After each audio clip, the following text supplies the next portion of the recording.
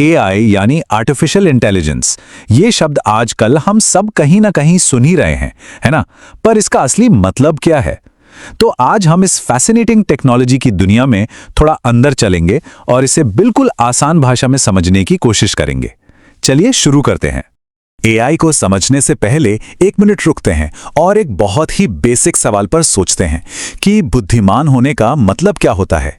क्या ये नई चीजें सीख पाना है या फिर मुश्किल से मुश्किल प्रॉब्लम को सॉल्व कर लेना? ये काफी गहरा सवाल है। और बस यही वो सवाल है जो आर्टिफिशियल इंटेलिजेंस की पूरी दुनिया की बुनियाद है। क्या हम एक ऐसी मशीन बना सकते हैं जो हमारी तरह सोच सके, सीख सके और दुनिया को समझ सके? इसी सपने ने इस पूरी फील्ड को जन्म दिया है।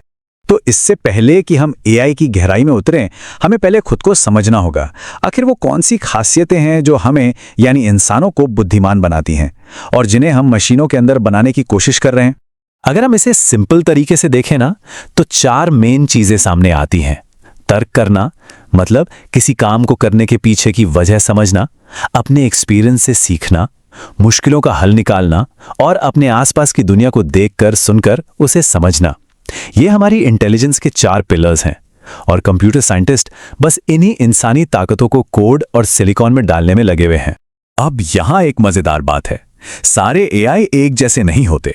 इसे ना एक सीढ़ी की तरह सोचिए। जैसे जैसे हम सीढ़ी पर ऊपर चढ़ते हैं, एआई की समझ और काबिलियत बढ़ती जाती है। तो चलिए इस सीढ़ी पर सबसे नीचे से चढ़ना शुरू करते हैं। सीढ़ी का सबसे पहला, सबसे बेसिक स्टेप है रिएक्टिव एआई। ये एआई का सबसे सीधा साधा रूप है। ये बस अभी में जीता है। इसकी कोई मेमोरी नहीं होती, ये अपने पास से कुछ नहीं सीखता। इसके सामने जो होता है, ये बस उस पर तुरंत रिएक्ट करता है। इसे अपनी एक सहज क्रिया की तरह समझिए। जैसे मान लीजिए गलती से किसी गर्म चीज को छू लिया, हाथ तुरंत पीछे हटता है ना? इसके लिए हमें सोचना नहीं पड़ता या पुरानी बातें याद नहीं करनी पड़ती, बस एक इंस्टेंट रिएक्शन होता है। रिएक्टिव एआई ठीक इसी तरह काम करता है। ठीक है, तो अब चलते हैं सीढ़ी पर एक कदम ऊपर, लिमिटेड मेमोरी एआई। जैसा कि नाम से ही पता चल रहा है, ये एआई पास्ट को याद तो रख सकता है, लेकिन सिर्फ थोड़ी देर के लिए। इसकी मेमोरी परमानेंट नहीं होती, बस उस पल में सही फैसला लेने के लिए ये कुछ देर तक जानकारी को होल्ड करके रखता है। इसका सबसे बेहतरीन एग्जाम्पल जो आजकल हम देख रहे हैं वो है सेल्फ ड्राइविंग कार। कार को ये याद रखना पड़ता है कि उसके आसपास की दूसरी गाड़ियां अभी अभी कहाँ थीं, कितनी स्पीड से चल रही थीं, ताकि वो सेफली आगे बढ़ सके। लेकिन जैसे ही वो गाड़ियां गुजर जाती हैं, वो जानकारी भी इसकी शॉर्ट टर्म मेमोरी से साफ हो जाती है। अब हम एआई की सीढ़ी पर उस जगह पहुंच रहे हैं जहां सच में चीजें बहुत इंटरेस्टिंग हो जाती हैं। Theory of mind AI. ये वो एआई है जो सिर्फ दुनिया को देखता नहीं, बल्कि ये समझने की कोशिश करता है कि दूसरे क्या सोच रहे हैं, क्या महसूस कर रहे हैं। मतलब ये एआई को सोशली अवेयर बनाता है। हालांकि ये टेक्नोलॉजी अभी भी काफी हद तक डेवलपमेंट में है। सोफिया रोबोट के बारे में शायद सुना होगा।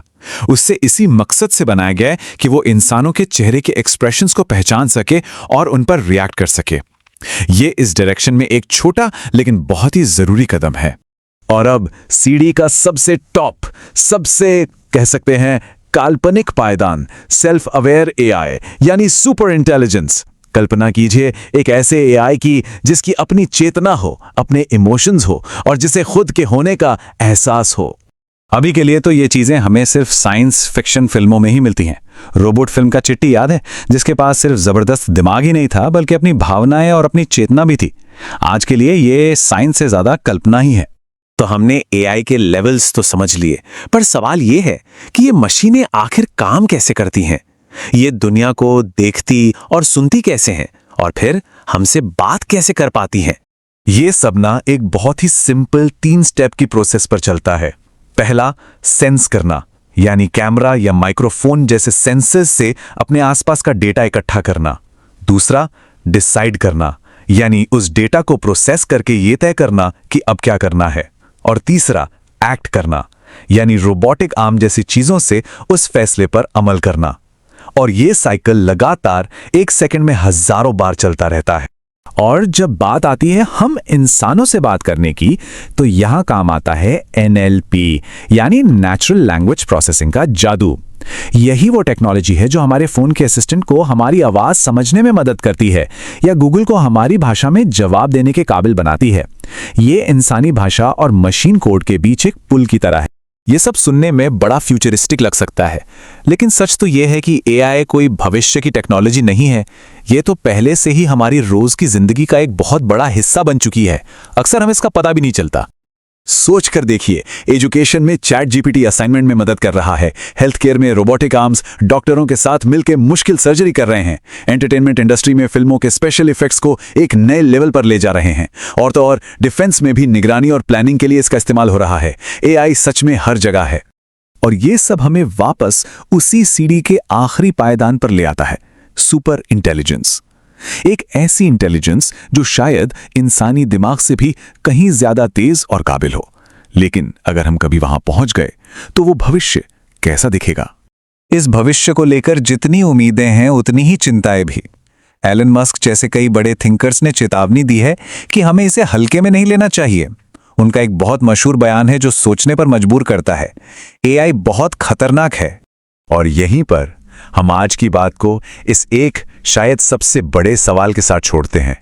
ये जो शक्तिशाली दिमाग हम बना रहे हैं, क्या वो मानवता के सबसे अच्छे साथी बनेंगे या फिर एक दिन हमारी ही जगह ले लेंगे? इसका जवाब शायद सिर्फ आने वाला वक्त ही दे सकता है।